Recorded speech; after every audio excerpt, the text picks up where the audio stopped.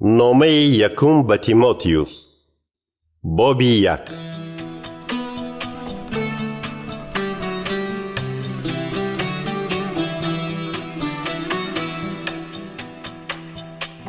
سلام تیموتیوس، من پاولوس با فرمان نجات دهنده ما خدا و عیسی مسیح که امید ماست فرستاده عیسی مسیح تعیین شدم.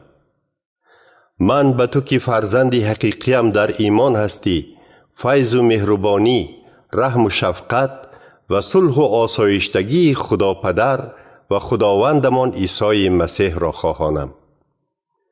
من پاولوس پیش از آن که به ولایت مقدونیه روم از تو خواهش کردم که در شهر افسوس بمانی. خواستم که تو در آنجا تعلیمات بر دروغ بعضی معلمان را منع کنی. با آنها گوی که وقتشان را به روایت ها و نسبنامه های اجدادانشان بیهوده صرف نکنند. از این کار تنها بحث و مناظره به وجود می آید. نقشه های خدا نه با چنین کارها بلکه با ایمان اجرا می شود. مقصد فرمان من این است که ایمانداران از محبتی که از دل صاف، وجدان نیک و ایمان حقیقی می براید پر باشند. لیکن بعضی ها از همه این دور شده به سفسطه‌گویی مشغول شدند. آنها شریعت موسی را نمی فهمند، لیکن می خواهند که استاد شریعت باشند. در اصل آنها نمی دانند که درباره چی گپ می زنند و چی را اثبات می کنند. ما می دانیم که اگر شریعت را درست استفاده بریم آن خوب است. همچنین می دانیم که شریعت نه راستکاران را حکم می کند بلکه قانون شکنان و بی اطاعتان، خدا بی خبران و گناهکاران، بدکاران و ناپاکان، تحقیر کنندگان پدر و مادر و آدم کشان را حکم می کند. این چنین شریعت گناهکاران جنسی، همجنسگرایان، آدم دزدان، دروغگویان و عهد شکنان را حکم می کند. خلاصه کسی که بر ضد تعلیمات درست می براید از روی شریعت جزا می بیند. این تعلیمات درست موافق خوشخبری خداست. خدای بزرگ و سزاوار ستایش این خوشخبر را به من سپاریده است تا که به دیگران اعلان کنم. از خداوند ما عیسی مسیح که به من قوت داده است منت دارم. او مرا شخص وفادار حسابیده برای خدمت اعلان خوشخبر تعیین کرد. من باشم پیشتر از روی نادانی و ناباوری او را دشنام و آزار می دادم و به پیروانش زوراوری می کردم. ولی خدا به من رحم کرد. فیض و مهربانی خدا به من چنان فراوان بود که او مرا از ایمان به خود و محبت به دیگران پر کرد. این ایمان و محبت از جانب عیسی مسیح می آید. عیسی مسیح برای نجات دادن گناهکاران به جهان آمد. این سخنان درستند و همه باید آنها را قبول کنند. من پاولوس در بین گناهکاران شخصی بدترین بودم، لیکن خدا رحم مرا خورد. او این کار را به آن خاطر کرد که عیسی مسیح به واسطه من که گناهکار بدترین بودم صبر و طاقت زیادش را نشان دهد و در نمونه من دیگران به او ایمان آورده حیات ابدی یابند. خدا شاه جاویدان، نانمایان، یگانه و تا ابد زنده است. به او تا ابد شأن و شرف باد. آمین.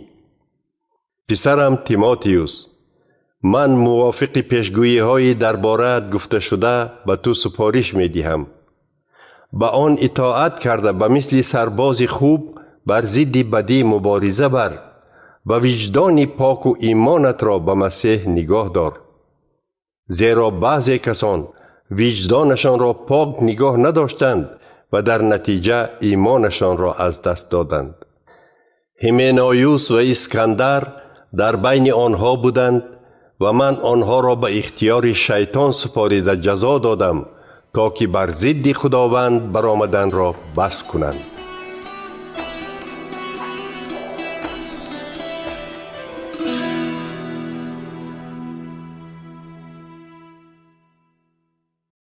باب 2.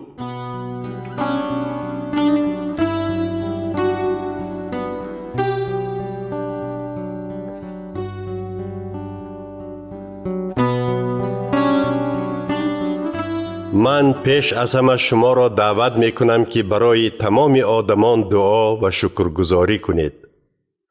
از خدا طلب نمایید که به آنها یاری دهد و خودتان نیز در پیش او طرف آنها را گیرید. اینچنین برای شاهان و تمام حکومتداران دعا کنید تا که ما در خدا ترسی و سربلندی زندگی آرام و آسوده داشته باشیم. زیرا چنین دعاها خوبند و به خدا نجات دهنده ما پسند می آیند. خدا می خواهد که تمام آدمان نجات یابند و راستی را فهمند. راستی همین است که تنها یک خدا است و تنها یک آدم می تواند ما را با خدا آشتی کند. این آدمی میانه رو عیسی مسیح می باشد. او خودش را فدا کرده آزادی تمام آدمان را خریده است. این را خدا در وقت و ساعت مناسب به ما نشان داده است. برای همین او مرا پاولس را اعلان کننده خوشخبر و فرستاده انتخاب کرده است تا که به غیر یهودیان درباره ایمان و حقیقت تعلیم دهم. سخنهایم راست است و هیچ دروغ ندارد. می خواهم که مردها در همه جا با دل و نیت نیک، بی قهر و بی بحث و مناظره دست دعا بردارند. زنان باشند خود را نه با طلا و مروارید بلکه با شرم و حیا و نیک اندیشی آرا دهند. نه با موی بافی و پیراهنی پرقیمت بلکه با کارهای نیکشان خود را آرا دهند. این چیزها مناسب زنانی است که خود را خدا ترس می نامند. زن باید با کمال فرمانبرداری در خاموشی تعلیم گیرد. به زنان اجازت نمی دهم که تعلیم دهند و بر مرد حکمرانی کنند. آنها باید آرامانه به تعلیمات گوش دهند. برای چی چنین می گویم؟ برای آنکه خدا نه زن بلکه مرد را اول آفرید. همچنین شیطان نه آدم را بلکه حوا را فریب داده او را به گناه وادار نمود. لیکن اگر زنها نقشه را که خدا برایشان داده است قبول کنند، یعنی فرزند به دنیا آورند، حیات پر از ایمان و محبت داشته باشند و پاک دامن و عاقله باشند، خدا آنها را نجات می دهد.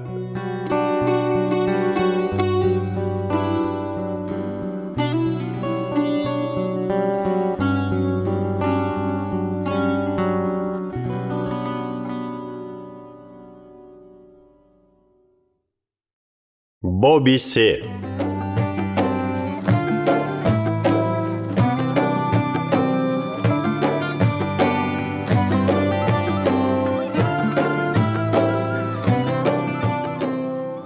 درست میگویند که اگر کسی در جماعت ایمانداران آرزو داشته باشد که همچون سردار خدمت کند، او کاری نیک کردن میخواهد.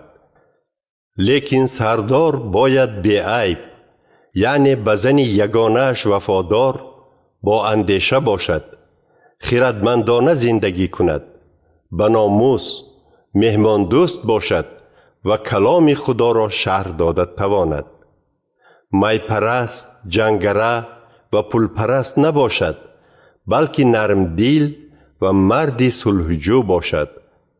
خانواده اش را خوب اداره کند و فرزندانش را چنان تربیت نماید که با او با احترام اطاعت کنند. اگر کسی خانه و در خود را اداره کردن نتواند، آیا به جماعت خدا غمخواری کرده می تواند؟ سردار جماعت ایمانداران شخص نو ایمان آورده نباشد. چون این شخص می تواند هوابلندی کرده به مثل شیطان جزا گیرد. او در بین مردم هم باید نام نیک داشته باشد، وگرنه سبب بدگویی شده به دام شیطان می افتد. این چنین خدمتچیان جماعت ایمانداران باید آدمانی با آبرو باشند، درویه و چشم گرسنه و می پرست نباشند. آنها باید راستی را که خدا درباره ایمان با ما آشکار کرده است با وجدان پاک نگاه دارند. در اول آنهایی را که خدمتچی شدن می‌خواهند سنجیدن لازم است. اگر بی‌عیب باشند بگذار خدمت کنند. زن خدمتچی نیز باید با آبرو باشد و کسی را غیبت نکند. او باید خودش را اداره کند و در همه کار آدمی باوریناک باشد. خدمتچی باید به زن یگانه‌اش وفادار باشد و فرزندان و خانواده‌اش را خوب اداره کند. آنهایی که خوب خدمت می‌کنند سزاوار حرمت دیگران می‌گردند و ایمانشان به عیسی مسیح خیلی مستحکم می‌شود. امیدوارم که به نزدیکی پیشت می‌آیم، لیکن این را برای آن به تو می‌نویسم که مبادا دیر آیم. تو باید بدانی که در جماعت خدا چگونه رفتار کردن لازم است. چه طرزی که ته کرسی و ستونها خانه را مستحکم نگاه می‌دارند. جماعت خدای زنده نیز تعلیمات راستی را مستحکم نگاه می‌دارد.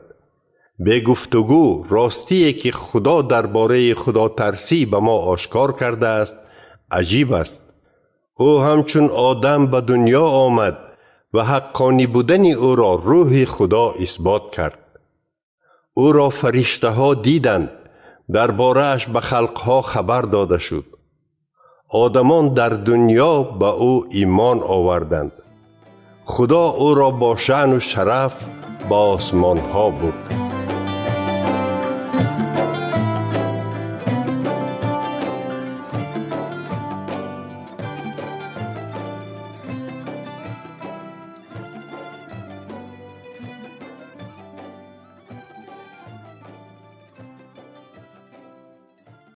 باب 4.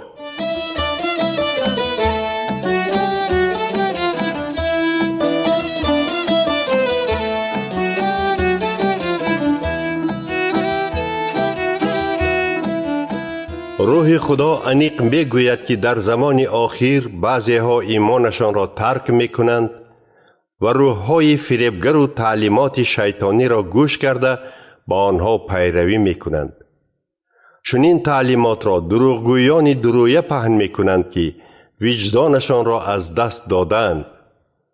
همین استادان دروغگوی نکاح زن و مرد را منع می کند و خوردن این یا آن خوراک را اجازت نمی دهد. لیکن خوراک را خدا آفریده است تا که ایماندارانی که حقیقت را می شناسند آن را با شکرگزاری خورند. هر چیزی که خدا آفریده است خوب است و آن را نباید رد کنیم، بلکه با منتداری قبول کنیم، زیرا آن به واسطه سخن خدا و دعا حلال می شود.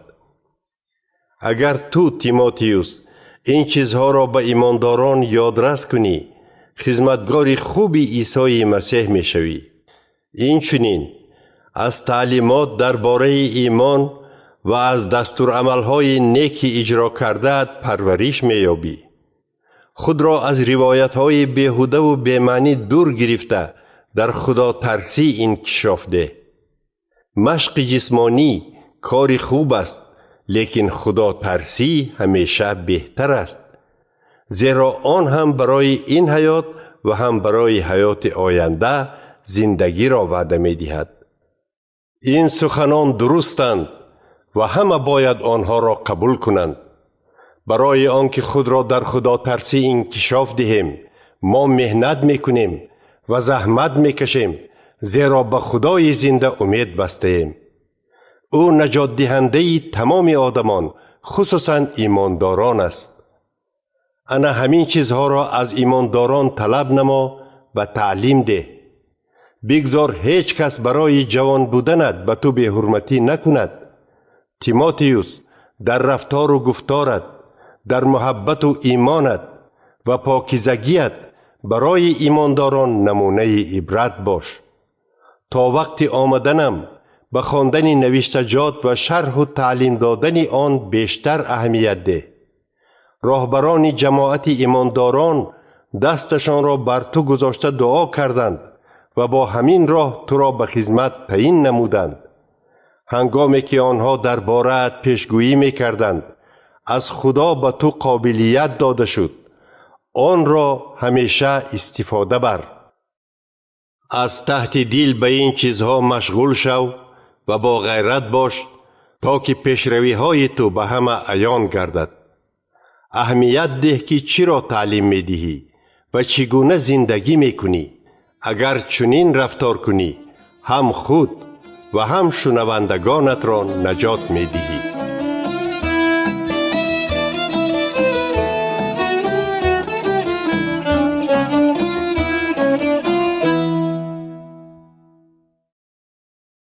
باب 5.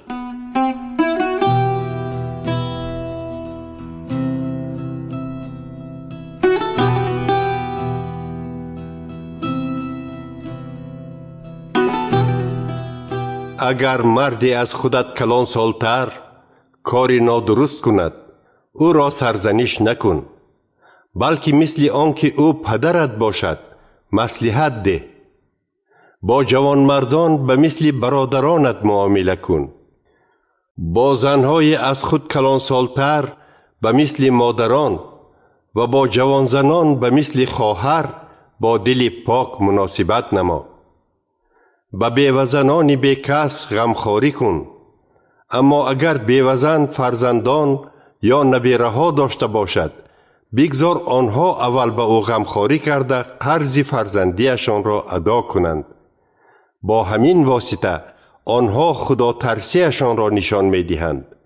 همین کار به خدا پسند می آید. بیوزن حقیقی همان است که تنها مانده است و امیدش را به خدا بسته شب و روز دست به دعا خدا را التجا می کند. ولی بیوزنی که برای کیف و صفا زندگی می کند، زنده به زنده مرده است. این دستورها را به ایمانداران تعلیم ده تا که آنها اطاعت کنند و بی عیب باشند.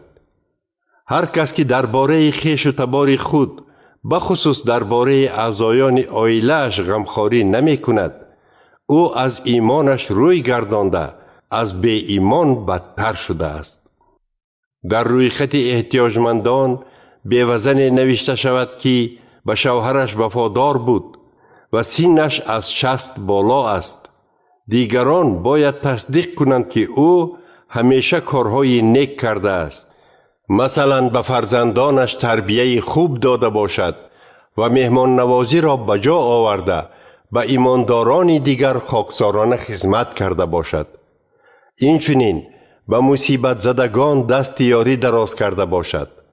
عموما در هر گونه کارهای نیک غیرتمند باشد. ولی نمانید که بیوزنان جوانتر بر روی خط داخل شوند، چون که وقتی که آنها را هوس‌های شهوانی فرا می‌گیرد، آنها باز شوهر کردن می‌خواهند و از مسیح روی می‌گردانند. از بس که آنها ایمانی پیشتره‌شان را رد می‌کنند، حکم می‌شوند. اگر آنها در روی خط احتیاجمندان جماعت ایمانداران باشند، تنبل می‌شوند. آنها خانه به خانه گشته نه تنها بیکار خوجه، بلکه غیبتچی و کنجکاو نیز می شوند و هر گپی بیهوده را گفتن می گیرند. برای همین به بیوزنان جوان مصلحت می دهم که به شوهر برآمده کودک تولد کنند و از پی زندگیشان شوند. آنگاه دشمن درباره ما ایمانداران سخن بد گفته نمی تواند. آخر بعضی زنان از ایمان گشته از پی شیطان رفتند. اگر خواهری ایماندار خویشاوندی بیوه مانده داشته باشد، باید درباره او غمخواری کند. این بار را به دوش جماعت ایمانداران نگذارد تا که جماعت فقط به بیوزنان بیکس یاری رسانده تواند. راهبرانی که خوب کار میکنند، خصوصا آنهایی که در شرح و تعلیم دادن کلام خدا مهنت میکنند، هم به معاش و هم به احترام سزاوارند. نوشتجات درباره این میگوید: وقتی که برزگاه خرمن را میکوبد، دهانش را نبند و مهنت کش سزاواری مزد مهنت است. شکایت را بر ضد راهبر تنها با تصدیق دو سه شاهد قبول نما. لیکن اگر وی گناه کردن گیرد در حضور جماعت ایمانداران سرزنش نما تا که دیگران بترسند. در نزد خدا و عیسی مسیح و فرشته های انتخاب شده به تو فرمان می دهم که با این دستور عملها به روی بینی اطاعت نمایی و شناس بازی نکنی. تیموتیوس، وقتی که دستانت را بر کسی گذاشته برای راهبر شدن او دعا میکنی، با احتیاط باش و سراسیمه نشو، زیرا اگر او گناه کرده باشد تو هم برای گناهش جوابگر میشوی. احتیاط باش تا که خودت گناه نکنی. میدانم که معده و شکمت تیز تیز درمند میشوند. برای همین من بعد نه فقط آب بلکه کمی می هم نوش. گناه های بعضی ها پیش از سنجش الکی عیان می باشند، ولی گناه های دیگران دیرتر معلوم می شوند. اینچنین کارهای نیک نیز معلوم است، حتی اگر معلوم نباشند پنهان نیز نمی مانند.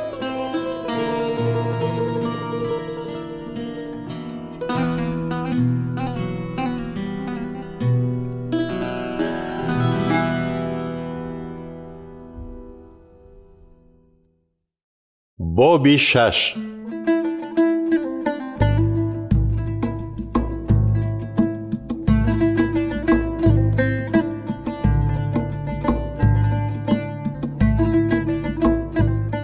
ایماندارانی که غلام هستند خوجینان خود را باید از تحت دل حرمت و عزت کنند. چنین مناسبت نام خدا و تعلیمات مسیحی را از بدنامی نگاه می دارد. اگر خوجین نیز ایماندار باشد، غلام نباید با سبب برادر بودنش به خوجینش بی حرمتی کند. برعکس، او باید باز هم بهتر خدمت کند، چون که از خدمت او برادری ایماندار و محبوب فایده می گیرد. همین را به دیگران تعلیم ده و آنها را نصیحت نما. بعضی آدمان تعلیمات بیگانه را یاد می دهند و سخنان درست خداوند ما عیسی مسیح راضی نیستند و تعلیمات خدا ترسی را پیروی نمی کنند. چنین کسان هوا بلندند و هیچ چیز را نمی دانند. آنها خواهش ناسالم دارند و می خواهند که درباره کلمه ها با بحث های بی آخر مشغول شوند. همین گونه بحث ها حسد، جدایی، دشنام و شبهه های بد را به وجود می آورند. همین کسان همیشه در بین آدمانی که عقلشان را خورده از راستی محروم شدند باعث جنجال ها می شوند. خیال می کنند که خود را خدا ترس نشان داده به این واسطه بای می شوند. بله، خدا ترسی منفعت بسیار دارد، لیکن این فقط برای آدمان قناعتمند است. زیرا ما به این دنیا هیچ چیز نآورده ایم و همراه خود به آن دنیا چیزی برده نمی توانیم. از این رو اگر رزق و روزی و سر و لباس داشته باشیم باید قناعت کنیم. آنهایی که ثروتمند شدن می خواهند به وسوسه، دام و بسیار هوس‌های ابلهانه و ضررآور گرفتار می شوند که آدمان را به فلاکت دچار نموده نیست و نابود می کند. پول پرستی ریشه هر نمودی بدی می باشد. بعضی آدمان از پی آن رفته از ایمان دور شدند و به عذابهای بسیار دچار گردیدند. لیکن از بس که تو آدمی خدا هستی، از این چیزهای بد گریز. با راه راستکاری، خدا ترسی، ایمان، محبت، صبر و نرمدلی بیرو. بسیار کوشش نموده تعلیمات مسیح را پیروی کن تا که حیات ابدی را که به آن دعوت شده ای صاحب شوی. آخر تو به طور سزاوار در نزد شاهدان بسیار ایمانت را اعتراف کرده ای. من در حضور خدا که به همه چیز حیات می بخشد و در حضور عیسی مسیح که او در نزد حاکم رومی پانتیوس پیلاتوس به راستی خوب شهادت داده است، از تو طلب می کنم که تا آمدن خداوند ما عیسی مسیح همین فرمان را به کمبودی رعایت نمایی. خدا حاکم یگانه، شاه شاهان، سروری سروران که سزاوار ستایش است، آمدن عیسی را در وقتش آشکار می نماید. فقط خدا هیچگاه نمی میرد. او در روشنایی زندگی می کند که هیچ کس به آن نزدیک شدن نمی تواند. او را چشم انسان ندیده است و دیده نمی تواند. شرف و قدرت ابدی به خدا باد. آمین. ثروتمندان این دنیا را نصیحت بکن که هوا بلند نشوند و به بایگری دو روزه امید نبندند، بلکه به خدا امید بندند که همه چیز را برای حلاوت ما به طور فراوان می دهد.